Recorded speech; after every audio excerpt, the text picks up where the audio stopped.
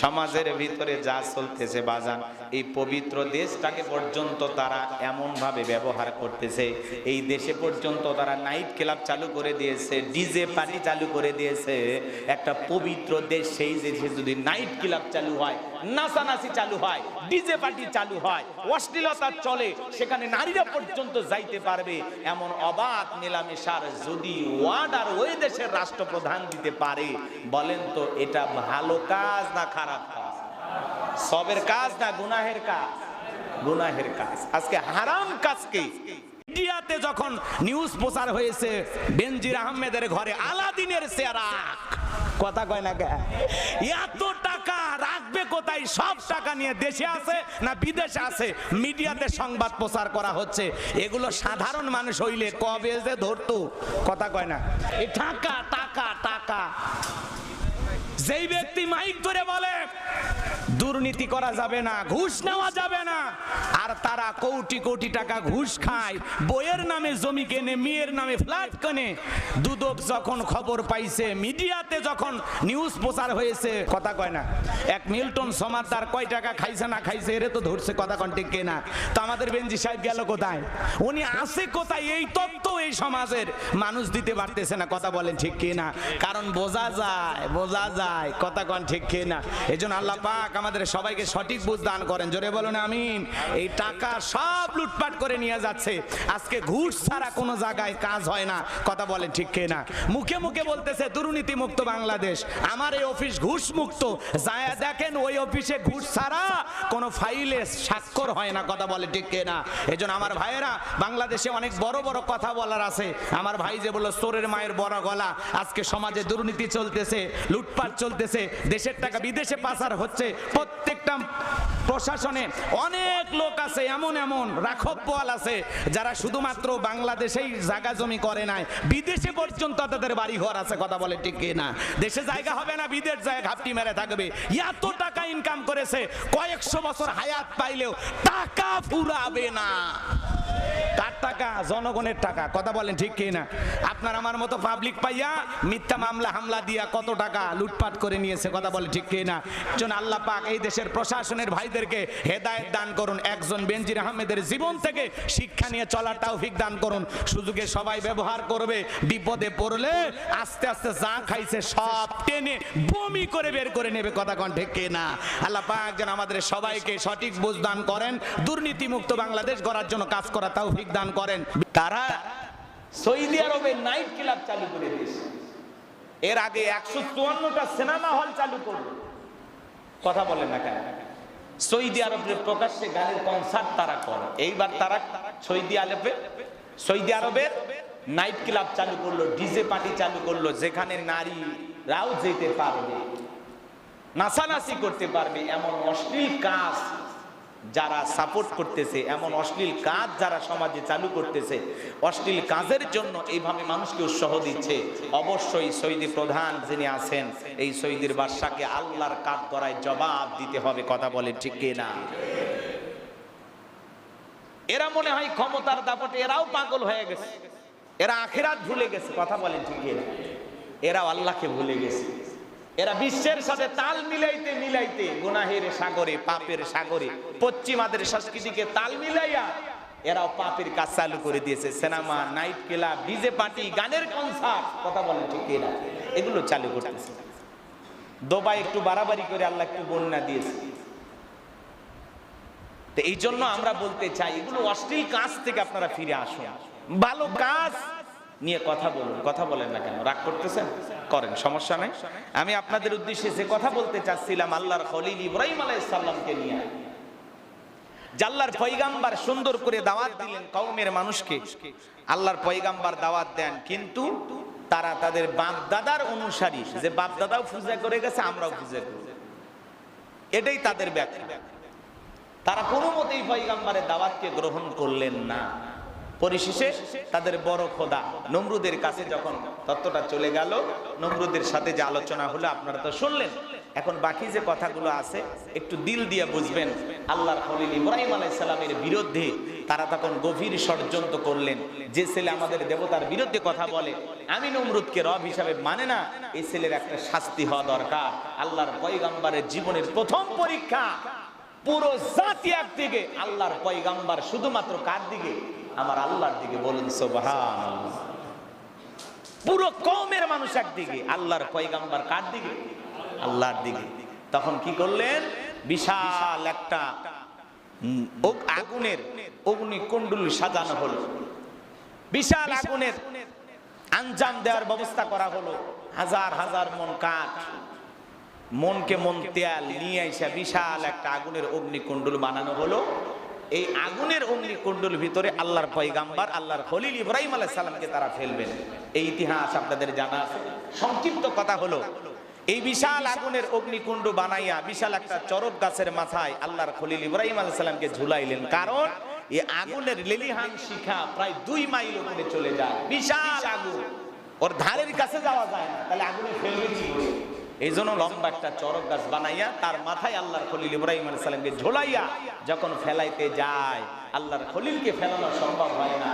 এইবার শয়তান আইসা বলে, মিস্টার নমরুদ, আপনি তো জানেন না। কি কয়? আপনি যারা ফেলাইতে চাচ্ছেন এর তো বাহিনী আছে। এই যে রবের কথা বলে তার একদল বাহিনী ফাটাইয়া দিছে। চরক গাছের গোড়ায় তারা এমন ভাবে ধরে আছে, এটা তোমার পক্ষে ফেলানো সম্ভব না। কিন্তু যারা ধরে আছে এরা আবার নগ্নতা, অশ্লীলতা এগুলো সহ্য করতে পারে না। তাহলে কি করো?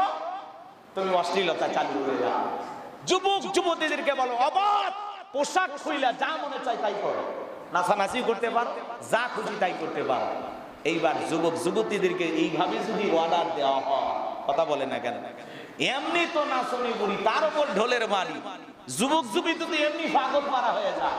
আল্লাহর পয়গাম্বর ইব্রাহিম খলিলুল্লাহ তার কওমের মানুষকে সুন্দরভাবে যখন এই বিষয়গুলো বুঝাইতে লাগলেন, কিন্তু আল্লাহর পয়গাম্বর ইব্রাহিম আলাইহিস সালামের কথা তারা কোনো মতেই কর্ণপাত করতে লাগলো না, কথাগুলো বিশ্বাস করতে লাগলো না। আল্লাহর পয়গাম্বর জাতির মানুষকে বুঝাইতে লাগলেন, কিন্তু কোনো মতেই কওমের মানুষেরা, জাতির মানুষেরা আল্লাহর খলিল ইব্রাহিম আলাইহিস সালামের কথাগুলো বিশ্বাস করতে, তারা মনে করতেছে আমাদের বাপ দাদা পূর্বপুরুষেরা যা করে আসছে এটাই তো আমাদের। কথা কি বুঝতে পারছেন? আল্লাহর খলিল ইব্রাহিম আলাইহিস সালাম নানান ভাবে বুঝাইলেন। আল্লাহ রাব্বুল আলামিন তার পয়গাম্বর ইব্রাহিম আলাইহিস সালামের কথা বলেন। আমার আল্লাহ বলেন, ওয়াজকুর ফিল কিতাবি ইব্রাহিম ইন্নাহু কানা সিদ্দীকান নাবিয়্যা। আমার আল্লাহ বলেন, এই কিতাবের ভিতরে আমি আমার খলিল ইব্রাহিম আলাইহিস সালামের কথা বর্ণনা করেছি, সে ছিল সত্যবাদী নবী। সুবহানাল্লাহ। আল্লাহর খলিল ইব্রাহিম আলাইহিস সালাম ছিলেন একজন সত্যবাদী পয়গাম্বর। তার কওমের মানুষকে তিনিও দাওয়াতি কাজ চালু করতে লাগলেন। কওমের মানুষকে বোঝায়, তোমরা নিজের হাতে দেবতা বানাও, এগুলো পূজা করো, এগুলো কখনো তোমাদের রব হতে পারে? তো পয়গাম্বর দাওয়াতি মিশন শুরু করলেন সর্বপ্রথম তার বাবাকে দিয়ে।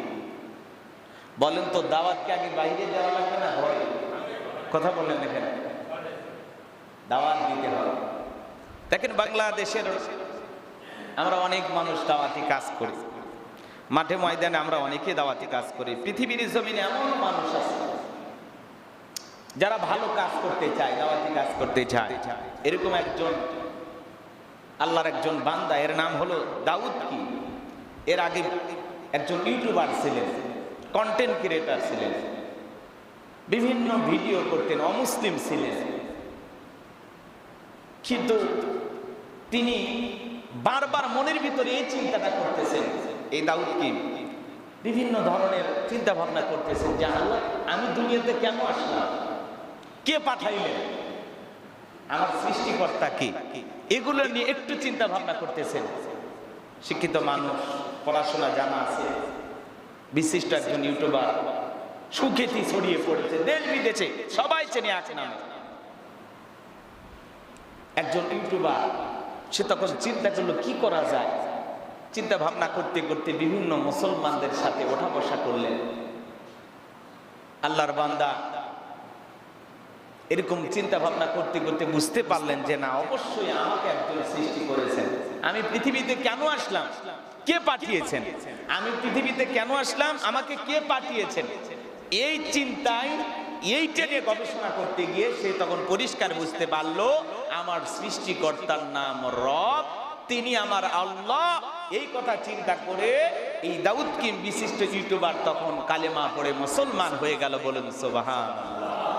তিনি কালেমা পড়ে মুসলমান হয়ে গেলেন। আশহাদু আল্লা ইলাহা ইল্লাল্লাহু ওয়া আশহাদু আন্না মুহাম্মাদান আবদুহু ওয়া রাসূলুহু। তিনি কালেমা পড়ে মুসলমান হয়ে গেলেন। এবার মুসলমান হয়ে যাওয়ার পরে তিনি উমরায় চলে গেলেন, উমরা করলেন। মুসলমানদের সাথে ওঠা বসা, আদর আপ্যায়ন, সারা দেশ শুধু নয় তাম পৃথিবী থেকে যখন তাকে নিয়ে প্রশংসা করা হচ্ছে, তার নামটা পরিবর্তন, আগে যে নাম ছিল সেখান থেকে সে নাম রাখলো দাউদ। আল্লাহর পয়গম্বর দাউদ আলাইহিস সালামের নামের সাথে নাম মিল রেখে দাউদ কিম তার নাম। সে যখন চিন্তা করলো আমি মুসলমান হয়েছি, আমার মনের স্বপ্ন আমি একটা মসজিদ নির্মাণ করব। বলুন সুবহানাল্লাহ। আমার ভাইয়েরা, সেই কোরিয়ান যুবক দাউদ কিমের কথা বলছিলাম, একজন অমুসলিম যুবক থেকে কেন আল্লাহ তাআলা আমাকে সৃষ্টি করেছেন, এই পৃথিবীতে কেন আসলাম, একটা বিষয় যখন তার মাথার ভিতরে নাড়া দিয়েছে, এটাকে চিন্তা করতে করতে, এটাকে গবেষণা করতে করতে আল্লাহর বান্দা দাউদ কিম কালেমা পড়ে মুসলমান হয়েছেন। তার মনের মধ্যে স্বপ্ন ছিল আমি একটা সুন্দর মসজিদ নির্মাণ করব। আমার ভাইয়েরা, এইবার আল্লাহর সে বান্দা টাকা জমায়া বিভিন্ন মানুষের সহযোগিতা নিয়ে একটা সুন্দর মসজিদ নির্মাণ করেছেন। তার স্বপ্ন সে পূরণ করেছেন। বলুন সুবহানাল্লাহ। মসজিদ বানিয়েছেন, সব বাধাকে পিছনে ফেলে এই দাউদ কিম সেই যুবক এখন মসজিদ নির্মাণ করেছেন। সেই চাকচিক্য মসজিদের একটি ভিডিও যখন সোশ্যাল মিডিয়াতে বলেছেন যে আমার প্রথম স্বপ্ন পূরণ হয়েছে, আমি একটা মসজিদ নির্মাণ করতে চেয়েছিলাম। সুবহানাল্লাহ। দেখেন, একটা অমুসলিম যুবক কালেমা পড়ে মুসলমান হয়ে গেল, তার স্বপ্ন মসজিদ নির্মাণ করবে, সেই স্বপ্ন আল্লাহ তাআলা পূরণ করে দিয়েছেন। এই জন্য এইভাবে দেখবেন দলে দলে মানুষ কালেমা পড়ে মুসলমান হয়ে যাচ্ছে। বলেন সুবহানাল্লাহ। বিশ্বনবীর প্রিয় সাহাবী হযরত ওমর ফারুক রাদিয়াল্লাহু তাআলা বলেন, আমি মৌমাছির বন বন ভন ভন আওয়াজ শুনলাম, ডানে তাকাই মৌমাছি নাই, বামে তাকাই মৌমাছি নাই। বিশ্বনবীর চেহারা মুবারকের দিকে তাকায় দেখি আমার নবীজি ফিস ফিস করে কি যেন তিলাওয়াত করতেছেন। হযরত ওমর ফারুক ডেকে বলেন, আমার বোঝার বাকি রইল না, আসমান থেকে নবীজির উপরে কোরআনুল কারীম নাজিল হচ্ছে আর বিশ্বনবী কোরআনুল কারীম রিসিভ করতে ব্যস্ত। বলুন আল্লাহু আকবার। তাহলে মৌমাছির বন বন ভন ভন আওয়াজ হইলে কোরআনুল কারীম নাজিল হয়, দপ্তরি ছুটির ঘন্টায় বাড়ি মারে টন টন আওয়াজ হইলে কোরআনুল কারীম নাজিল হয়। আমার ভাইয়েরা, বিশ্বনবী যখন ঘোড়ার উপরে থাকতেন, ওই সময় যদি কোরআনুল কারীম নাজিল হইতো, ওহির ভারে ঘোড়ার পা গুলো বালুর ভিতরে ডেবে যেত। বলুন আল্লাহু আকবার। নবীজি যখন উটের উপরে থাকতেন, ওই সময় যদি কোরআনুল কারীম নাজিল হইতো, ওহির ভারে উটের মাথা জমিনের সঙ্গে লেগে যেত। এক সাহাবী রানের উপরে মাথা রেখে নবীজি আরাম ফরমাচ্ছেন, ওই সময় কোরআনুল কারীম নাজিল হলো। সাহাবী ডেকে বলেন, আমার কাছে মনে হয় আমার রানটা ফেটে যাবে, আমার কাছে মনে হয় আমার রানের উপরে পাহাড় চেপে ধরা হয়েছে। তাহলে কোরআনুল কারীমের একটা আলাদা ওয়েট, আলাদা একটা ওজন আছে না নাই? দীর্ঘ 23টি বছরে নবীজির উপরে এই কোরআনুল কারীম নাজিল হয়েছে। বাজান গো আমার, জীবনের প্রথম কোরআনুল কারীম রিসিভ করতে গিয়ে বিশ্ব নবীর শরীর মোবারকে জ্বর পর্যন্ত এসেছিল। ইমদাদিয়া লাইব্রেরি ছাপাইয়া মুসলমানের ঘরে ঘরে 150-200 টাকার বিনিময়ে কোরআনটা পৌঁছায়া দিয়েছে। এই কোরআনের শান কত, মর্যাদা কত, আজও কপাল পরা মুসলমান আমরা বুঝলাম না। এমন মুসলমান বয়স আছে 30-40-50 বছর বয়স হয়ে গেছে, আল্লাহর কোরআনটা কোনোদিন খুলেও দেখে নাই, এমন মুসলমানও আছে না নাই?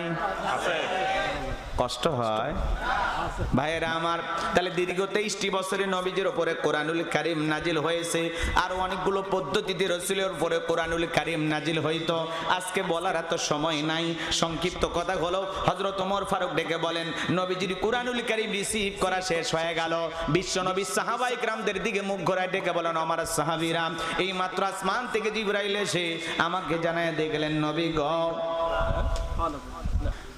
বিশ্বনবী সাহাবায়ে কেরামদের দিকে মুখ ঘোরায় ডেকে বলেন, আমার সাহাবীরা, এই মাত্র আসমান থেকে জিবরাইল এসে আমার উপরে সূরা আল মুমিনুনের 10টি আয়াত কারিমা নাজিল করে জানায় দিয়ে গেলেন, নবী গো, এই 10টি আয়াতের ভিতরে আল্লাহ আল্লাহ রাব্বুল আলামিন তার আদরের মুমিন বান্দাদের জন্য 7টি বৈশিষ্ট্য নিয়ে আলোচনা করেছেন, 7টি গুণাবলী নিয়ে আলোচনা করেছেন।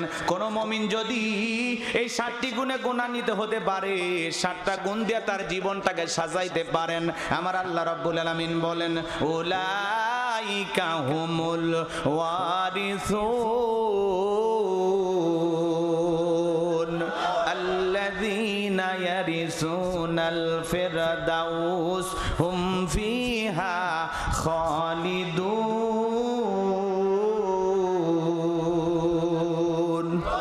আমার আল্লাহ রাব্বুল আলামিন বলেন তারাই উত্তরাধিকারী হবেন জান্নাতুল ফিরদাউসের, সেখানে তারা চিরকাল বসবাস করবেন। আমার আল্লাহ কোনোদিন তাদেরকে জান্নাত থেকে বের করে দেবেন না। চিৎকার মেরে বলুন সুবহানাল্লাহ। আপনার আমার টার্গেট জান্নাত না জাহান্নাম? কারা কারা জান্নাতে যেতে চান দুইটা হাত তুলে আমার আল্লাহকে একবার দেখান। আল্লাহ পাক আমাদের সবাইকে জান্নাতুল ফিরদাউসের ওয়ারিস হিসেবে কবুল করুন, জোরে বলুন আমিন। জান্নাতে যেতে হলে কয়টা গুণাবলী? 7টি। জোরে বলেন কয়টি? 7টা আঙ্গুল দেখান তো বাজান, দেখি তো সবাই আঙ্গুল দেখেন। এই যুবকেরা, যুবকদের অবস্থা যা দেখতেছি বাপরে বাপ। যারা এই গভীর নিশিতে তাহাজ্জুদের সালাত আদায় করে এদের জীবনে কোনো পেরেশানি নাই, হতাশা নাই। কথা বলেন না কেন? এদের মন মেজাজ সব সময় ভালো থাকে। কথা বলেন ঠিক কি না? তাহলে কিছু আল্লাহর প্রিয় গোলামেরা রাত্রি জাগরণ করে সিজদার মাধ্যমে, নামাজের মাধ্যমে প্রেম করে কার সাথে? যুবকেরাও রাত্রি জাগরণ করে, তবে নামাজ পড়া না, তাহাজ্জুদ পড়া না। ওরা সারা রাত ইউটিউব ইন্টারনেট ঘাটাঘাটি করে, ইমো মেসেঞ্জারে বান্ধবীর সাথে কথা বইলাম, সারা রাত ইমো মেসেঞ্জারে সেটিং করে। হ্যালো জান, খাইছো, ঘুমাইছো, বাথরুমে কয়বার গেছো, কি কালারের 3 পিস পরেছো, কথা কয় না? কয়বার খাওয়া দাওয়া করেছো, নিজের মায়ের খাইছে কিনা খবর নেয় না, নিজের বাবা খাইছে কিনা খবর নেয় না, বান্ধবী কয় বেলা খাইছে, নাস্তা কি দিয়ে করেছে ওর কাছে মুখস্থ। যে কায়দায় চেষ্টা করে বান্ধবীর খোঁজ খবর নেওয়ার জন্য, একটু যদি এর চাইতে কম চেষ্টা করতো ও কোরআনের হাফেজ হয়ে যেত। কথা বলেন না? কি যে পাইছে, সারা রাত চ্যাটিং করে, হ্যালো জান, খাইছো, ঘুমাইছো, কি করো? আমার তো ঘুম আসে না। মেয়ে বলে আমারও ঘুম ধরে না, কি করো? কয় গল্পের বই পড়ি। কি বই? কয় তোমাকে চাই। ছেলে বলে আমার বাড়িতে একটা উপন্যাস আছে, 21-এর বই মেলা থেকে কিনে নিয়ে আসছি। কি বইয়ের নাম? কয় মিলন হবে কত দিনে, তোর মরণের পরে। কথা কোন ঠিক কি না? কি আজে বাজে উপন্যাস, অভিশপ্ত রাত, যৌবনের মৌবনে, ব্রিজের নিচের প্রেম। হাই রে ভাই, উপন্যাসের নাম অভিশপ্ত রাত, কালো রাত, ওড়নাটা উড়েছিল কেন? এগুলো উপন্যাসের নাম যদি হয়, শয়তানও বলবে এই বইগুলো পড়ার দরকার নাই। কথা বলেন ঠিক না? এগুলো পড়লে যুবকদের চরিত্র ভালো হবে না খারাপ হবে? আজকে এগুলো পড়িয়ে তো যুব সমাজ নষ্ট হয়ে যাচ্ছে। কথা বলেন ঠিক না? কষ্ট হচ্ছে আপনাদের? বাজান গমার বিরক্ত হবেন না, মন খারাপ করবেন না। যুবকদের ঠিক করার দরকার আছে না নাই? প্রত্যেকটা যুবককে সাইজ করতে হবে। একটু অপেক্ষা করেন, সামনের দিকে যায়। যে কথা বলতে চাচ্ছিলাম বাজান গমার, তাহলে গভীর নিশিতে সিজদা দিতে হবে কাকে? সারা রাত যুবকেরা ইমো মেসেঞ্জারে সেটিং কইরা, সারা রাত লেখালেখি কইরা, ফজরের আজান হয় যখন, ওই হাইব্রিড যুবক ঘুমাইতে যায় তখন নামাজও পড়ে না। আছে না ভাই?